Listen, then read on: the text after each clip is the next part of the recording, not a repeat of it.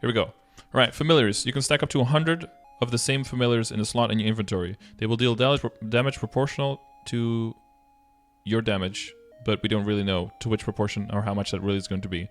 If you try to rank up and you fail, you recuperate half of the points. You don't lose all of them. Rank up points can be obtained by fusing duplicate familiars through the fusion section of the collection tab of the familiar UI. You can earn different amounts of rank up points based on what familiar quality rank the card undergoing fusion is. Undergoing fusion here is a little bit dubious because both of the cards are undergoing fusion because you're fusing the two. It seems that they might imply that you get more points if you fuse lower tier cards with higher tier, but I think they mean that the tier of the card that is being thrown onto the other card, I think that's what they call fusion, but yeah, maybe it's probably just a semantic thing. I would assume that they mean the quality of the card that you're using and not the quality of the card that you're fusing onto. But fusion is technically both, so the wording could be better there, but I'm assuming it's how I assume that it is there. Yes, 35k Moses to reveal your familiar potential. I don't know why they had to add that, but okay. Familiar potential in Reboot only rerolls when you rank up. So if you get to the highest rank you can get to, which is unique, that you can't enhance beyond that if you're already unique, right? At that point, if you have shit potential, you can either use it to level up other ones or discard it or disassemble it, whatever. It's going to be of no use to you if it has shit rolls at that point. The only thing that will happen when you level it up is it'll get more attack and it'll get more defense. And the defense determines how much of the vitality gauge, summoner gauge, whatever, you deteriorate. But how much that is exactly, we also don't know. You need to farm 10 familiar badges to unlock being able to equip 3 familiars. However, that seems to be broken right now. So it doesn't seem to be possible to unlock right now. So we're probably going to be stuck with 1 familiar for a little bit until they fix that. There's going to be summon familiar skill that you could put on a hotkey.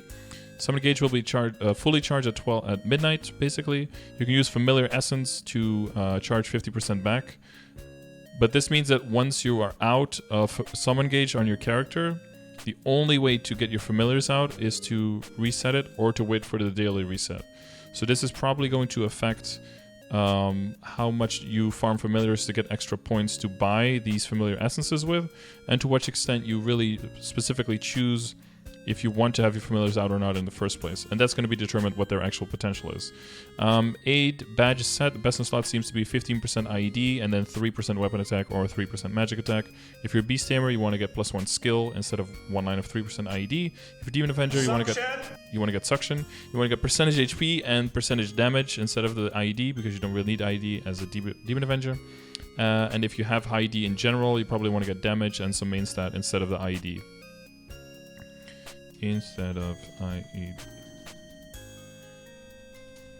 There we go. So the familiar essence seems pretty damn important because that refreshes your summon gauge by 50%. Familiar booster pack gives only 1 familiar, and we don't even know if there is the possibility for legendaries in there, so that seems pretty pricey. What is it, 7.5k? Which is, this is 1k, this is 7.5k, so that's a pretty big difference. The Suspicious Familiar card seems, I think, has no point being in the game whatsoever. It's way too expensive. It does almost nothing. The only reason you would possibly use it is to level up legendary familiars. But legendary familiars also just level up by having them out while you're training monsters. And that seems way faster than costing 25,000 points here. It seems horribly overpriced and not useful whatsoever. Thought the game was back up, wasn't it? Okay, Suspicious Familiar card, that's that. Okay. So the remaining questions I have is, to which extent is the defense, is defense with a C or with an S? I never know. I think it works both ways. Slow down the summon gauge depletion. Does the defense, well, now it just looks weird. Does defense always start at 1? I think so. But, you know, for level 1 familiars, does the type of familiar matter, yes or no? If it doesn't matter, we just farm a bunch of low-level memers. If it does matter, we'll have to switch it up. How quickly does the summon gauge deplete at all? Is it like 1 per minute, 1 per second? Like, where do we even stand on that? What are the possible potential lines for familiars at all on all the ranks? Do we have to data mine this? Do we just have to have everyone try out and share all the information? Like, what are the potential lines even? And about swapping familiars during boss fights, how will that work? Do you have to take them off with your hotkey, then switch them in the UI, then reapply the hotkey? Is that going to be doable during boss fights and everything? Yeah. Then Gollux, the level requirement up to level 180, the HP increased, but we don't know by how much. It's going to be 1 entry per character per day. The existing coins can be traded 10 times in a batch of 10 per week, so only a total of 100 coins per week. So if you have 10,000, that's basically going to take you about 2 years to transfer all of those over. Doesn't seem that great. The shops follow the weekly boss resets, so from Wednesday to Thursday. The price items are high, superior items costing 700, so that would imply that the amount of coins for the boss itself went up as well, but we'll have to see that. Pendants and belts have been added to the shop. Replay this. Advanced scroll does not say that it's non-reboot only. I would assume so. I don't think we're suddenly going to get scrolls in reboot, so we'll see about that. The hidden merchant that will appear when you kill Gollux is guaranteed. It will always show Shadow Knight coins and then 5 other random items, probably trait items, but we'll have to see which type exactly, and also how many coins can you buy and what is the exchange going to be there. That's all up in the air as well. Potion limit during the boss fight went from 1 per 60 seconds to 1 per 15 seconds. It's kind of weird because you could just exit the boss fight on the left side anyway and just put up rebuff and just walk back in. So it's kind of weird that they went really crazy. Am I downloading the game? No, I'm already in the game. It's Zawardo.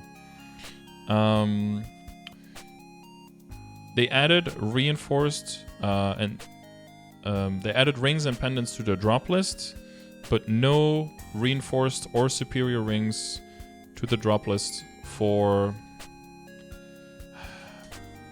Hardlux and Helix.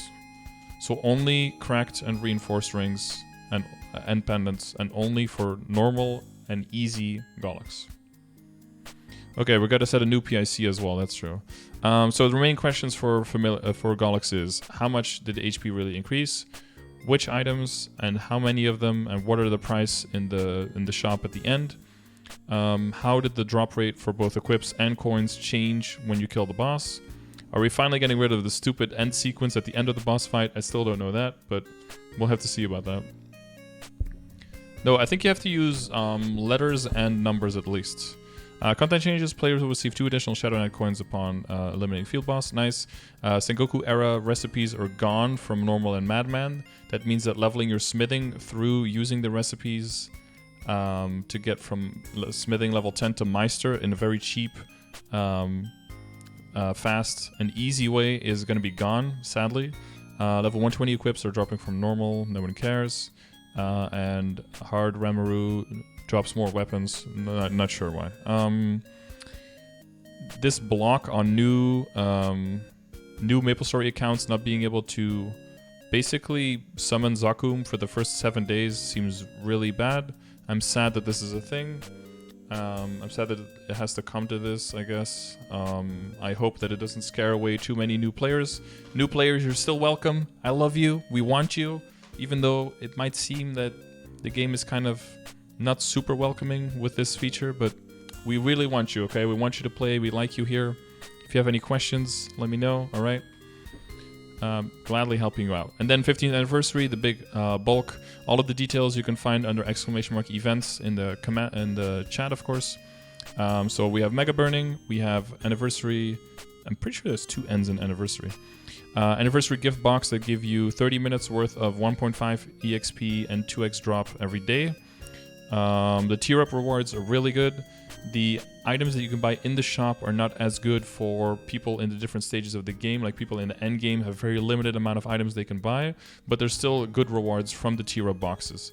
So make sure that you get like one character dedicated for the tier up boxes, and all of the items in the tier up boxes are all transferable within the account. So that's great. You can unlock higher level skill with tier up. Oh yeah, so just like every tiered shop, there's also a tiered skill connected to the tier that you have unlocked. You can get extra coins from the missions for the medal. There's going to be one big medal with a bunch of